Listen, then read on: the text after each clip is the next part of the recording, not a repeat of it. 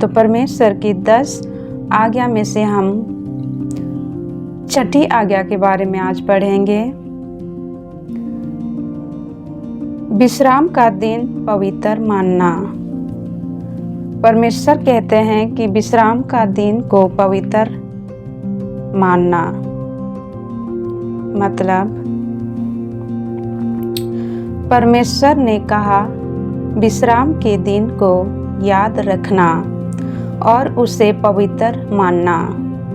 इसका मतलब सिर्फ काम न करना ही नहीं है, बल्कि परमेश्वर के लिए समय निकालना। हम रोजमर्रा की जिंदगी में इतने व्यस्त हो जाते हैं कि प्रार्थना और वचन पढ़ने का समय नहीं निकालते। विश्राम का दिन हमें याद दिलाता है कि परमेश्वर पहला स्थान रखते हैं। शारीरिक और आत्मिक विश्राम। जैसी शरीर को आराम चाहिए, वैसा ही आत्मा को भी शांति चाहिए।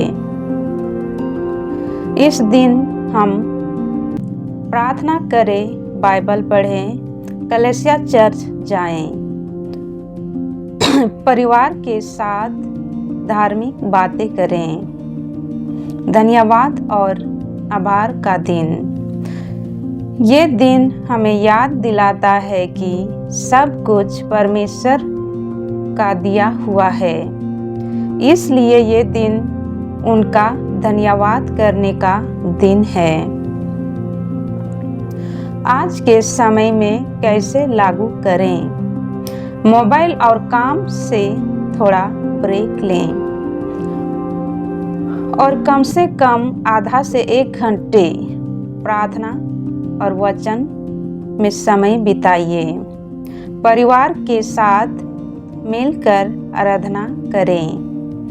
किसी जरूरतमंद की मदद करें। दुनिया के काम कभी खत्म नहीं होंगे, पर अगर हम परमेश्वर के लिए समय नहीं निकालेंगे तो आत्मा कमजोर हो जाएगी। विश्राम का दिन हमें याद दिलाता है कि परमेश्वर हमारी जीवन का पहला स्थान है। Praise the Lord. हफ्ते में हमारे पास 7 दिन होते हैं, तो 7 दिन में कम से कम 1 दिन तो परमेश्वर के लिए हम रख ही सकते हैं, राइट? तो वैसा तो हमें परमेश्वर के साथ ही हर समय को बिताना है, लेकिन कम से कम 1 दिन तो जरूर। Praise the Lord. आगे बढ़ते हैं। रोज की दौड़ भाग में हम इतनी व्यस्त हो जाते हैं कि प्रार्थना के लिए समय नहीं निकालते। विश्राम का दिन हमें याद दिलाता है कि परमेश्वर के बिना हम कुछ भी नहीं है। हम 2-3 घंटे मोबाइल पर बिताते हैं, लेकिन 10 मिनट बाइबल पढ़ने में मुश्किल होती है। क्या हम अपना 1 दिन परमेश्वर को नहीं दे सकते? विश्राम का दिन पूरा परिवार मिलकर प्रार्थना करें, गीत गाएं, बाइबल पढ़ें। इससे घर में शांति और आशीर्वाद आता है। जैसे शरीर को आराम चाहिए, वैसा ही आत्मा को भी परमेश्वर की उपस्थिति चाहिए। विश्राम का दिन आत्मा को ताजगी देता है। इस दिन हम पिछले हफ्ते के लिए परमेश्वर का धन्यवाद करें। कृतज्ञता से जीवन बदलता है। जब हम परमेश्वर को पहला स्थान देते हैं, वह सब संभाल लेता है।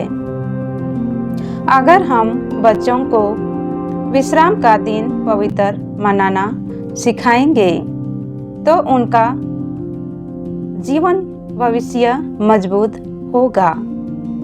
जब हम परमेश्वर के आदेश मानते हैं तो वह हमें आशीर्वाद देता है। आज्ञाकारी जीवन ही सफल जीवन है। दुनिया का काम कभी खत्म नहीं होगा, लेकिन परमेश्वर के साथ बिताया हुआ समय हमेशा जीवन बदल देता है।